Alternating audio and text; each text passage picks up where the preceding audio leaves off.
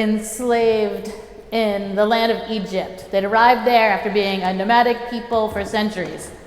They lived in freedom and partnership along the Nile River for a few generations, but then one particular pharaoh, not knowing the history or the context of this cohabitation, decided to enslave the people. The line in the book of Exodus is something like, "There arose a king who knew not Joseph."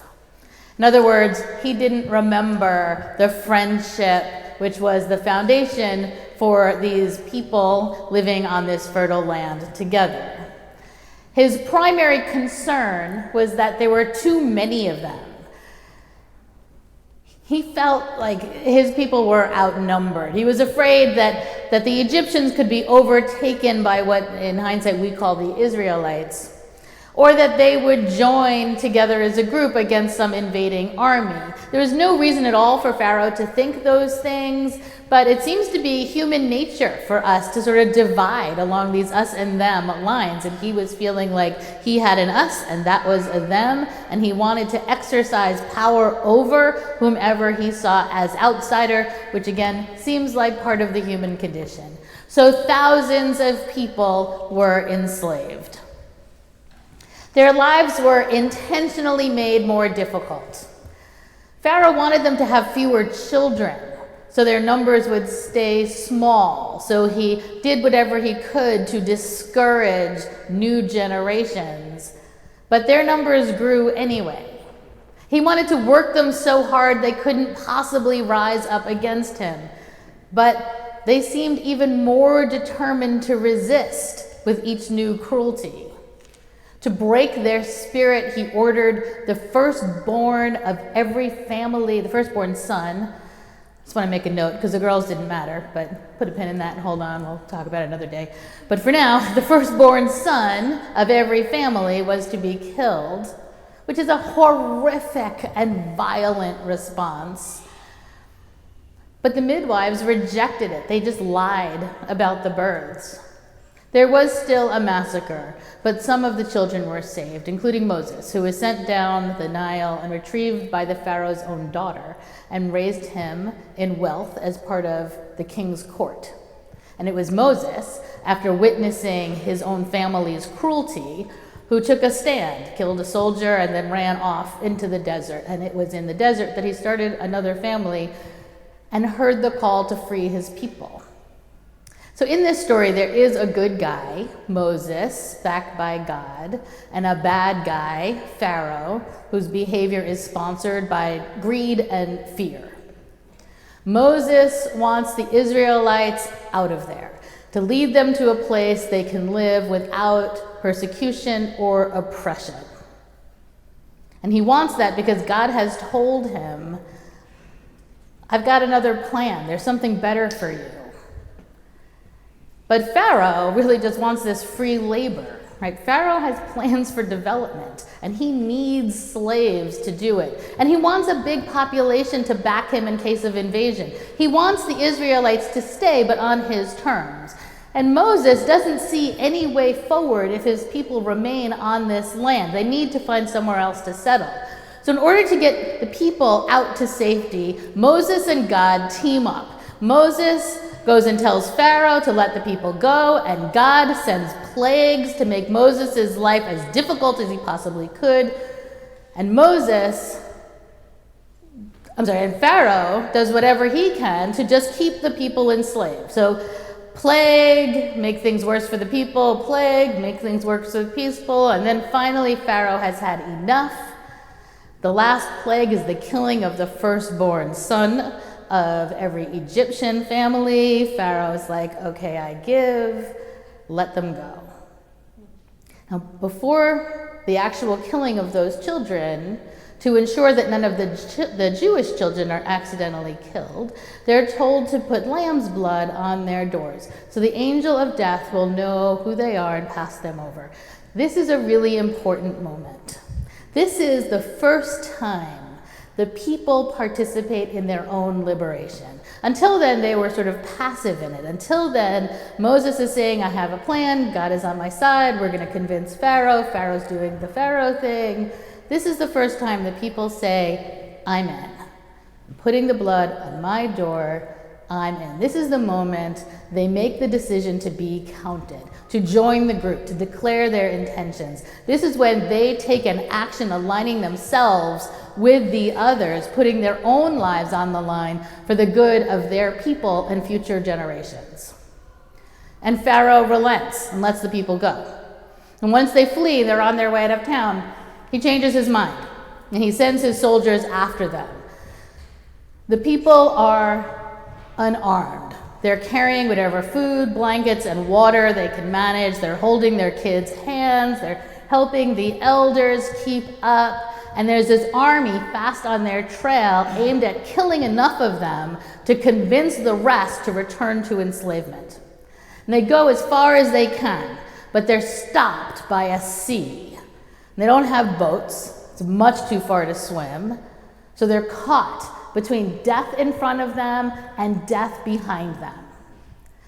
And then, as the story tells us, Moses steps into the Red Sea, raises his staff, and the sea parts, letting the people go through.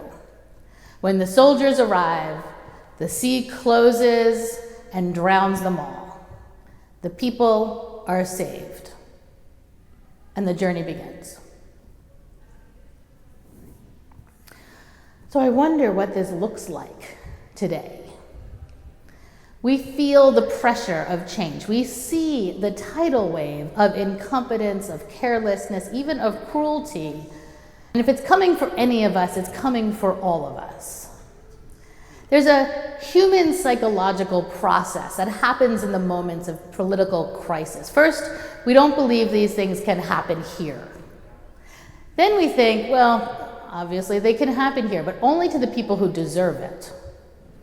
And then we think it can happen here to people who deserve it, and that's really sad because sometimes a few good people might get caught up in that. And then we see that it can happen here, and it can happen to people who deserve it, and it happens also to good people, but it won't happen to us. And then it happens to us. And the it can be a long list of things. There's deportation, unexpected poverty after benefits are cut, avoidable sickness after medications are no longer available, hunger after food costs skyrocket, kids who can't go to school because funding was cut from necessary programs, or schools shut down, or universities shrink incoming classes. And when we see things coming, one of our instincts is to shift into survival mode. How can I save myself? Or how can I save myself and my family? People begin to hoard, to lie, to protect themselves, to stop speaking out, to comply, even when they haven't been told that they have to. And in our computer-driven world, where so much of our lives happens on a screen, isolation is easy. It's one of the ways we comply in advance. We stay away from each other. We send messages, we watch things from a distance. And the more distant we are, the more detached we are, and the more likely we aren't going to identify with people we start determining are other. We are safe because whatever happened to them won't happen to me. They are different. They are poorer, sicker, browner, gayer. They are trans. They're born somewhere else. They live in a red state. They are different. I am safe. We create a disembodied artificiality that has us isolated from each other.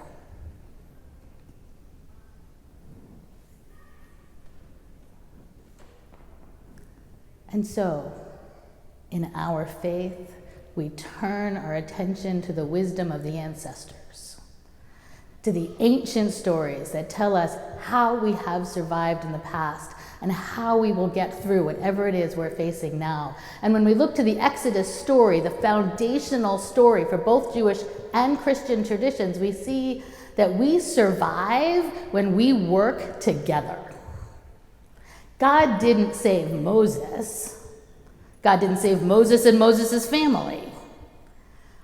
God chose Moses to be a leader of all the people who declared themselves ready, all the people who wanted freedom over slavery, all the people who were willing to take a huge risk to place themselves in the group who were going to run, in the group who had no idea what was before them, but who were willing to leave everything behind in the hopes that this new mysterious world in front of them would be better.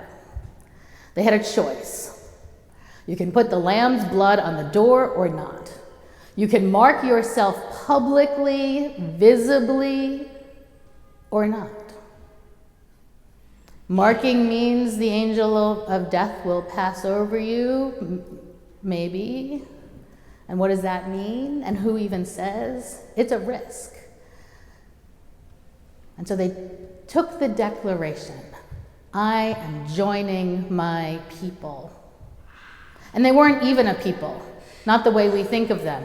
We think they were all Jewish, but that comes later. There's no such thing as Judaism in this moment. We might think of them as the 12 tribes descended from Abraham, but that story is written later too. What they all were was enslaved. They were not of the free class. They were of the slave class. That's what they had, shared desperation. So they put the blood on their doors, and the next day, after death caused unbearable grief for the Egyptians, they fled. They followed Moses, who led them right to the sea, and then miraculously threw it to the other side. We can get into the science or the history of this, but really I'm not going to. There were other bodies of water. They may have run into bodies that decrease dramatically and fill up quickly. It doesn't really matter.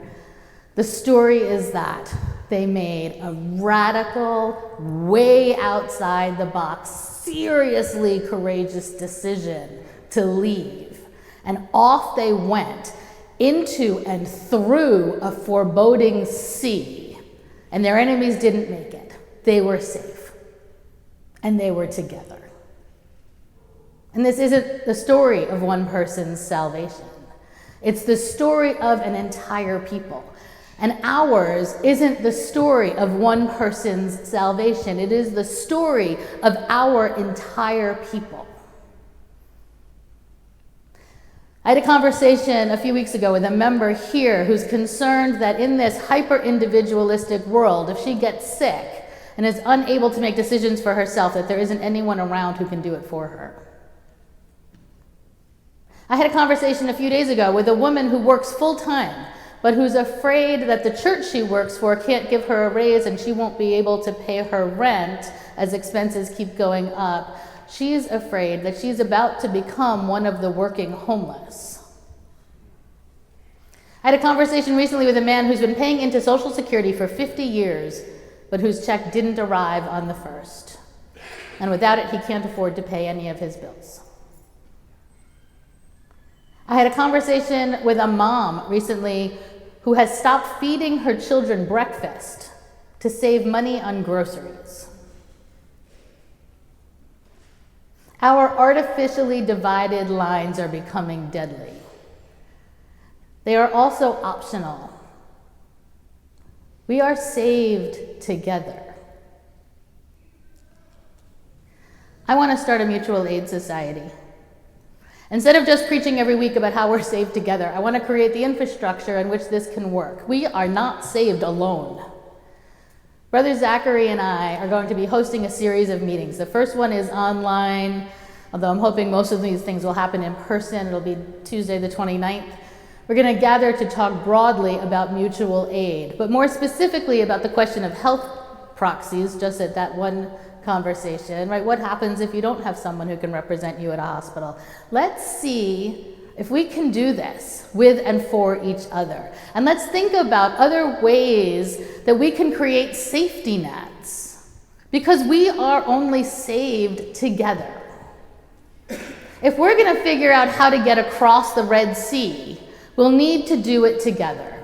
The sea will open if we lock arm in arm with each other, committed to our shared salvation, unconcerned with who has what, who owes what, and then we'll go.